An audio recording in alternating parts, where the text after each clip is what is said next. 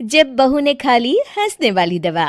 किशनगढ़ गांव में कीर्ति अपने बेटे दिवाकर और बहू अंशु के साथ रहा करती थी। तीनों बहुत ही हंसी खुशी अपना जीवन व्यतीत कर रहे होते हैं। अरे बहू, आज खाना मैं बना देती हूँ। नहीं माँ जी, आप क्यों तकलीफ कर रही हैं? आप आराम कीजिए, खाना मैं ही बनाऊंगी। कितनी अच्छी बहू मिली है मुझे, भगवान ऐसी बहू सबको दे। सब कुछ ठीक चल रहा होता है कि एक दिन गलती से अंशु हंसने वाली दवा खा लेती है। बस उस दिन से सब कुछ बदल जाता है। अरे बहू, मेरे घुटनों में बहुत दर्द हो रहा है, जरा बाम तो दे दे। अरे बाम लगाकर क्या करोगी माँ जी? मैं पाँव दबा देती हूँ। अरे एक तो मुझे पाँव दर्द हो रहा है, ऊपर से तुम हंस रही हो। आई एम सॉरी माँ जी। अरे फिर से हंस रही है, जा तू मेरे कमरे से, मुझे तुझसे बात नहीं करनी। हे भगवान, ये क्या हो गया? अब माँ जी क्या सोचेगी? 2 दिन बाद कीर्ति घर में किटी पार्टी रखती है। उसकी सभी सहेलियां घर आने वाली होती हैं। अरे बहू, मेरी कुछ सहेलियां आज दोपहर को घर आने वाली है। आज कुछ खाने में अच्छा सा बनाना। सहेलियां? क्यों? मेरी सहेलियां नहीं हो सकती क्या? तुम फिर से हंस रही हो? नहीं माँ जी, मैं हंस नहीं रही हूँ। अरे फिर से हंस रही हो और बोल रही हो कि हंस नहीं रही। नहीं माँ जी, मैं तो तुम जाओ मेरे सामने से और किचन का काम कर लो, जाओ। दोपहर को कीर्ति की सभी दोस्त खाने पर आ जाती हैं। अरे वाह, घर तो बहुत सुंदर सजाया है कीर्ति। अरे मैंने कहा, ये सब तो मेरी बहू का कमाल है। अरे वाह, बड़ी गुनी है तुम्हारी बहू तो।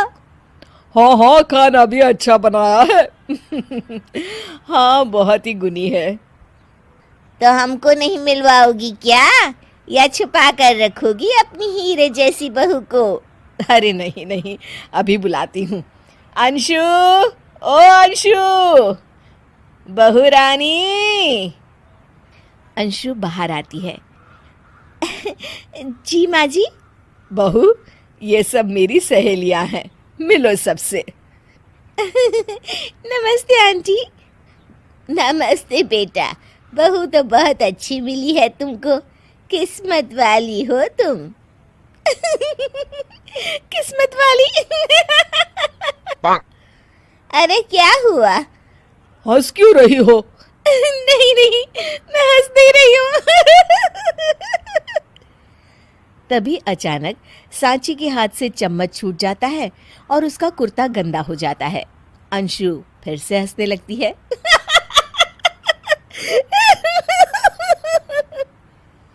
इधर सब सहेलियां गुस्सा होकर चली जाती हैं। कीर्ति भी नाराज होकर अपने कमरे में चली जाती है। हे भगवान, ये मैंने क्या कर डाला? इस तरह से तो माँ जी और उनकी सहेलियां नाराज हो गई। अगले दिन, बहू, ओ बहू, किधर हो? जी माँ जी।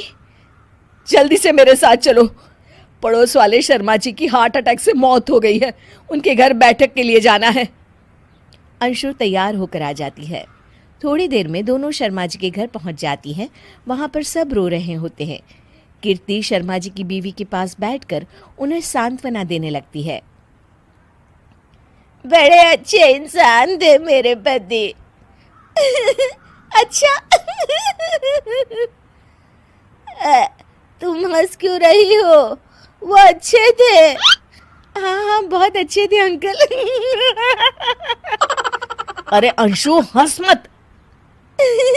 माँ जी, मैं हंस नहीं रही। मैं तो आंटी जी को बस दिलासा दे रही थी। सब औरतें अंशु की इस हरकत से हैरान हो जाती हैं।